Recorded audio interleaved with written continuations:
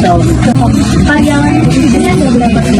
Untuk karyawan itu kan ada 2 shift, satu shift ada 5 orang, jadi 10 orang per jam. Untuk nilai pembelian bahan baku atau barang dagang dalam bulan itu sampai berapa?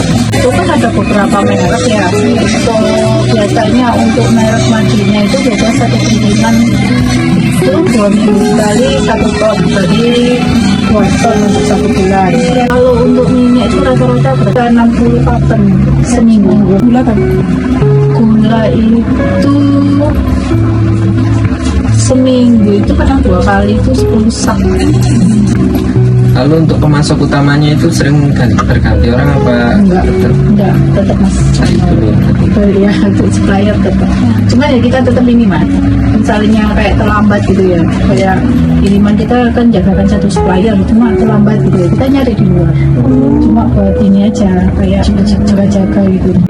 Ini adalah bukti dari toko Duniaku. Owner tidak hanya melakukan pengecekan komputerisasi secara offline warung, namun melakukan komputerisasi bisa dari rumah juga menggunakan aplikasi EPOS 5 yang dimana sudah sesuai dengan standar akuntansi yang ada.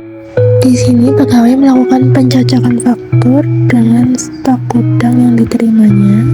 Untuk di toko Duniaku sendiri memiliki 3 kasir di bagian depan, tengah, dan belakang untuk mempermudah melakukan pembayaran dan cepat dan tepat. Selain itu, toko Duniaku melakukan pencatatan barang yang akan diretur. Di dalam toko Duniaku sendiri, di sini etalasenya sudah tersusun sangat rapi dan sesuai dengan susunannya. Nah, di sini terdapat gambar supplier yang sedang melihat stok barang di dalam toko Duniaku. Kemudian di sini ada owner yang dimana lagi melakukan komputerisasi pengecekan di setiap jam 12 siang. Halo, kenalin Naila Avanti, NIM 117 dari kelas 4C. Di sini saya akan membahas slide ketiga tentang konteks bisnis gelar ekonomi di tengah fluktuasi.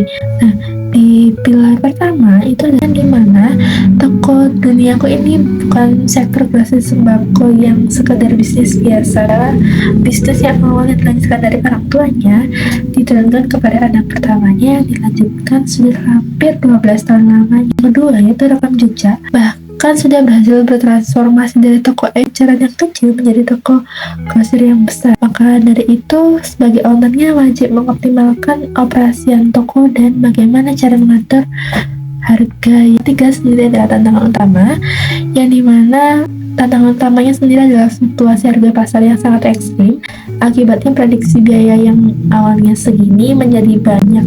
Itu merasa sangat jauh karena sistem pencatatannya masih bersifat reaktif yang menjadi kesulitan menghitung biaya, sedangkan margin murni keuntungan untuk toko Duniaku sendiri. Nah, untuk slide yang keempat itu kita akan membahas tentang fokus diagnosis, tujuan analisis. Nah, untuk poin pertama itu anatomi biaya. Langkah pertama kita akan membedah anatomi biaya, yang dimana artinya kita tidak sekedar melihat angka keluar masuknya uang aja, tapi kita benar-benar mengidentifikasi struktur pengeluaran aktual toko. Kita mau tahu persis uang kita sebenarnya habis di mana saja. Untuk yang kedua yaitu pemetaan perilaku. Setelah datanya terkumpul menjadi satu, kita akan memetakan perilaku pengeluaran. Kita kelompokkan biaya-biaya itu dalam 3 jenis. Yang pertama biaya tetap. Nah, yang kedua itu biaya variabel. Yang ketiga itu biaya semi variabel. Yang ketiga adalah penerapan sistem. Menerapkan sistem variabel costing di toko Duniaku ini adalah metode perhitungan biaya yang lebih akurat. Kenapa? Karena untuk perencanaan laba yang presisi. Jadi kita tidak lagi menebak-nebak, tapi kita punya dasar perhitungan yang real sesuai fakta yang jelas. Nah, yang keempat, yang terakhir adalah evaluasi ketahanan, di mana bisnis kita dengan menghitung break even point atau BEP yang sering kita sebut dalam akuntansi, titik di mana kita tidak rugi dan tidak untung, serta menilai efisiensi sistem pengendalian yang sekarang berjalan. Dari sini kita paham, oh sistem kita sudah cukup kuat ya, oh atau masih perlu perbaikan. Dan berpindah ke slide berikutnya, yang dimana kita akan membahas tentang landasan teori.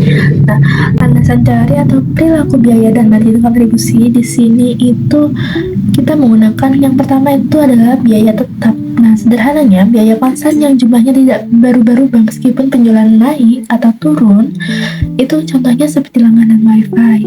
Sama yang kedua yaitu biaya variabel, yang dimana kebalikannya dari biaya variabel yang tadi. Nah, biaya ini berubah secara proporsional mengikuti volume penjualan. Yang ketiga yaitu biaya semi variabel, yang dimana langkah ini ada di tengah-tengah, yaitu biaya semi variabel, biaya campuran. Ada komponen tetap di dalamnya dan juga ada komponen tambahan yang naik turunnya. Contohnya seperti gaji karyawan. Perkenalkan, nama saya Zahwa Revalizati, NIM 106. Di sini saya akan langsung membahas slide selanjutnya, yaitu profil bisnis Toko Duniaku Grosir Sembako. Jadi Toko Duniaku ini berdiri pada tahun 2013 dan sudah berdiri selama 12 tahun di tangan owner yaitu Bu Aris. Lalu bangunan milik pribadi, jadi beban sewanya adalah 0, kapasitas karyawannya ada 10 orang, yaitu 5 orang shift pagi dan 5 orang shift siang atau shift malam, yaitu motor penggerak pendapatan, fast moving dan strategik musiman. Kebutuhan pokok yang fast moving yang pertama adalah beras Madinah dan Mentari. Total penjualan bisa 2 ton per bulan. Lalu ada minyak goreng 240 karton per bulan. Lalu ada gula pasir 2 ton atau 40 sak dalam per bulan. Ini juga ada produk yang dijual musiman yaitu seperti kurma. Ini adalah konsinyasi atau titip jual. Itu anatomi biaya variabel, dominasi harga pemasok. Sampai 79,8%, HPP bahan baku yaitu mencapai 166 juta untuk beras, minyak, serta gula. 0,2% untuk biaya pengemasan sekitar 1 juta yaitu kresek, kardus, dan lakban. Proporsi HPP yang masif menegaskan sensitivitas ekstrim toko terhadap fluktuasi harga supplier. Volume penjualan, cost driver mendikte hampir seluruh pengeluaran toko. Semuanya, perkenalkan, nama saya Muhammad Syamasmi dengan NIM 069 dari kelas 4C. Di sini saya akan menjelaskan slide 9, yaitu anatomi biaya tetap fondasi operasional konstan. Pada slide ini kita membahas biaya tetap yang dimiliki oleh Toko Duniaku. Biaya tetap adalah biaya yang harus tetap dikeluarkan meskipun penjualan sembako sedang naik maupun turun. Total biaya tetap yang dimiliki oleh Toko Duniaku sebesar 14 juta per bulan. Biaya tersebut terdiri dari utilitas dasar sebesar 7 juta, yaitu listrik sebesar 5 juta dan air sebesar 2 juta. Lalu ada gaji pokok admin sebesar 6 juta, dan ada juga biaya infrastruktur IT sebesar 1 juta.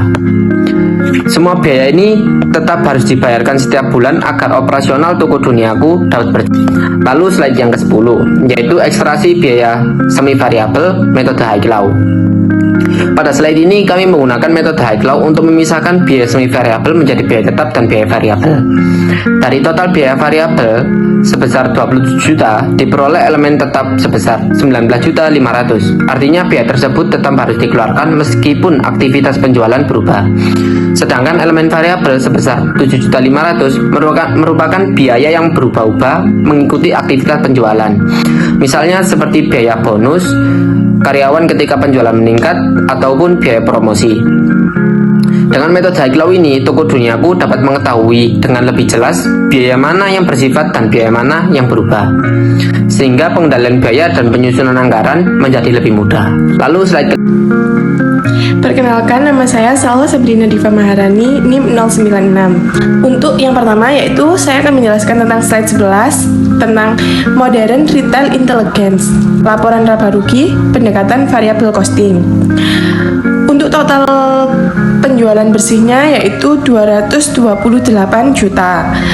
Untuk total biaya variabelnya yaitu 174.500.000 rupiah. Untuk margin kontribusinya yaitu 53.500.000 rupiah. Dan total biaya tetapnya yaitu 33.500.000 rupiah. Dan laba bersihnya yaitu 20 juta. Slide 12. tentang modern retail intelligence, diagnosis kesehatan, rasio margin, dan titik impas BEP. Rasio margin kontribusinya yaitu 23,5%. Setiap penjualan 100 rupiahnya menyumbang 20,3,5 untuk menutup biaya. Tetap angka ini tergolong sangat sehat untuk industri grosir berskala besar. Titik impasnya atau BEP-nya yaitu Rp142.553.191 per bulannya. Nilai penjualan minimum atau upsold jika penjualan bulanan berada di kanan titik impas ini, toko Duniaku resmi mencetak laba. Hai semua, di sini saya akan membahas tentang ketahanan eksternal vs kelemahan internal. Yang pertama, margin of safety. Penjual aktual melampaui BEP secara signifikan. Penjual boleh merosot hingga 37,5% sebelum toko menyentuh zona kerugian. Yang indikator manajemen, klasifikasi biaya skor 2,3/5, belum ada pemisah akun formal di sistem. Untuk yang perencana biaya, skor 1,7/5 sangat lemah tanpa anggaran tertulis. Untuk peringatan, sistem toko saat ini sangat relatif dan hanya bergantung pada ingatan atau insting pemilik, bukan standar toko. Untuk slide selanjutnya, modern retail intelligence. Yang pertama, itu didominasi variabel 83,9%. Ketergantungan absolut pada HPP, profitabilitas toko sangat didikte oleh negosiasi harga dan fluktuasi supplier, bukan biaya operasional internal. Untuk yang kedua, fundamental finansial kuat. Dengan laba bersih 20 juta dan margin of safety-nya 37,5%, model bisnis grosir ini terbukti tangguh secara komersial dan mandiri. Untuk yang terakhir, yang ketiga, lupang pada manajemen manajerial.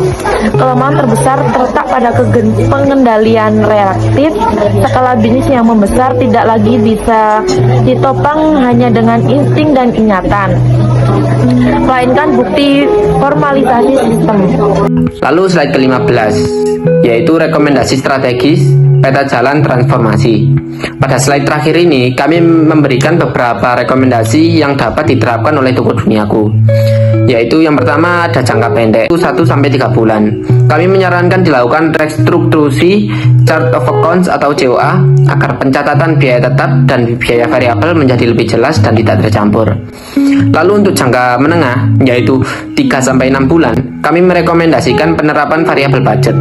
Dengan anggaran yang fleksibel, toko Duniaku dapat menyesuaikan anggaran dengan kondisi penjualan yang berubah setiap bulan serta melakukan evaluasi melalui analisis varians. Lalu yang terakhir yaitu jangka panjang, yaitu 6-12 bulan. Kami menyarankan penggunaan dashboard real time atau SOP. Dashboard akan membantu pemilik memantau penjualan, biaya, dan laba secara langsung. Sedangkan SOP akan membuat proses operasional menjadi lebih struktur dan konsisten.